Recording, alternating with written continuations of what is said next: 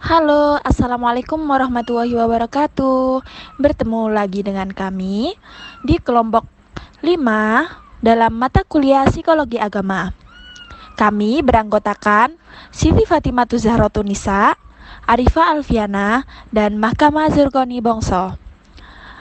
Pada kesempatan kali ini, kita akan membahas tentang mistisisme dalam beragama. Apa sih yang akan kita bahas dalam mistisisme dalam agama? Yang pertama, kita akan membahas tentang pengertian mistisisme. Yang kedua, karakteristik pengalaman mistik. Yang ketiga, jenis-jenis mistisisme.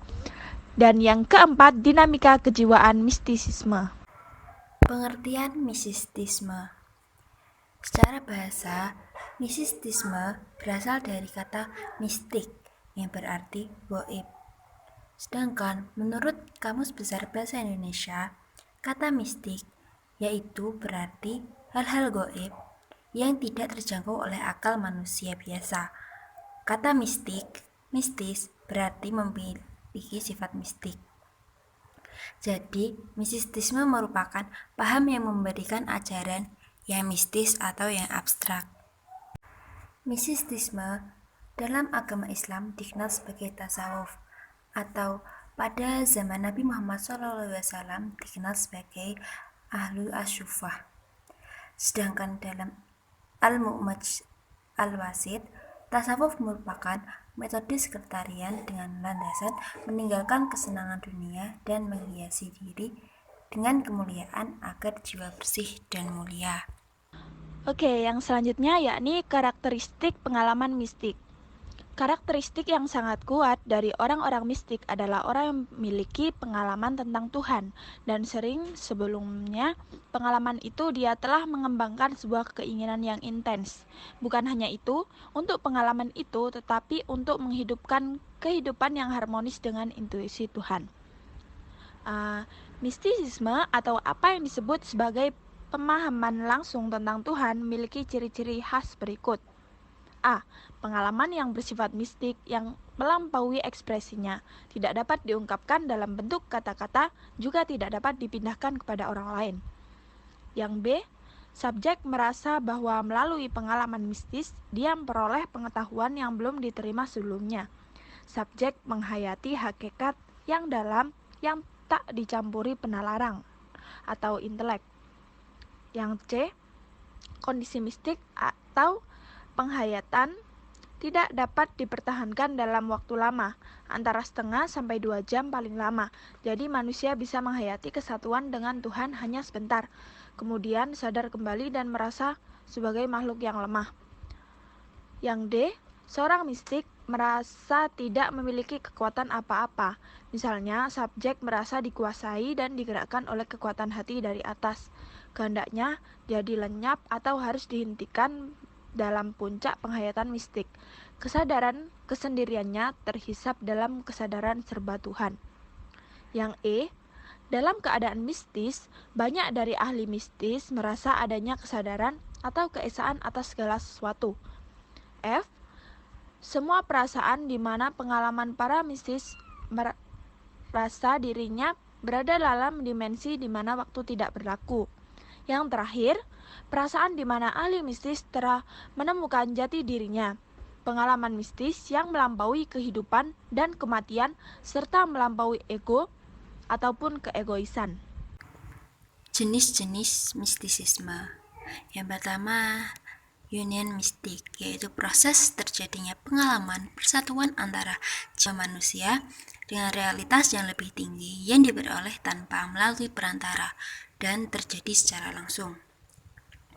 Paham mistik ini memandang Tuhan sebagai zat yang imanen, yang bersemayam dalam alam semesta dan dalam diri manusia, sehingga manusia dapat mencapai penghayatan, kesatuan kembali dengan Tuhannya.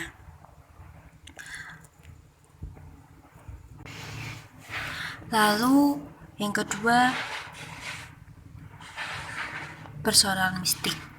Personal mistik atau mysticism of personality dikenal dengan mistik kepribadian, yang berarti hubungan antara makhluk dengan pencipta atau antara si cinta yang mendapatkan kekasihnya. Ajaran ini merupakan suatu aliran mistik yang menekankan personalitas manusia dan Tuhan. Di sini, keberadaan antara manusia dengan Tuhan masing-masing mengambil posisi yang berbeda. Pola intimasi berhubungan terjalin secara terpisah, yaitu manusia sebagai makhluk ciptaan dan Tuhan sebagai sang pencipta. Selanjutnya ada dinamika kejiwaan mistisisme. Pengalaman yang akan ilahi dalam mistisisme merupakan pengalaman yang sangat pribadi atau subjektif, sehingga tidak ada pengukuran yang mampu mengungkapkan kondisi kebersatuan.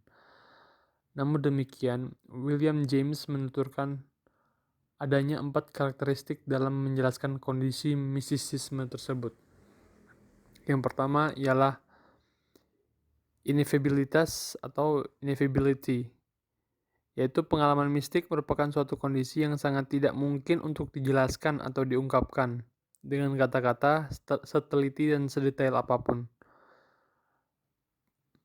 Pengalaman mistik hanya bisa difahami sebagai pernyataan rasa, state of feeling, karenanya harus dialami langsung oleh setiap individu yang ingin memahaminya melebihi pernyataan intelek. Kemudian kedua ada kualitas yang niskala atau noetic quality, yaitu pengalaman mistik merupakan suatu pemahaman yang abstrak dan mendalam atau noetic, dengan bersumber pada pencahayaan, illumination, dan pewahyuan, revelation, dan bukan pengetahuan diskursif atau discursive intellect. Namun dengan pengetahuan tersebut hakikat suatu realitas yang abstrak dan ilahi tersingkap. Ketiga adalah pengalaman mistikal merupakan pengalaman yang hanya berlangsung sementara atau temporal dan cepat sirna atau transiensi. Dengan demikian, pengalaman mistikal tidak berlangsung lama dalam diri seseorang sufi atau mistikus, namun ia mampu memberikan kesan yang sangat kuat dalam memori penempuh jalannya sebagai sebuah kekayaan batin atau inner richness. Dan yang keempat ialah pengalaman mistikal merupakan pengalaman pasif atau passivity, yaitu kendati diusahakan sekeras mungkin, namun pengalaman ini merupakan anugerah sehingga penempuh jalan mistik bisa menyibak tirai kegaiban realitas. Oke, itu tadi sedikit pemaparan dari kelompok kami tentang mistisisme dalam agama. Kurang dan lebihnya mohon maaf. Wassalamualaikum warahmatullahi wabarakatuh.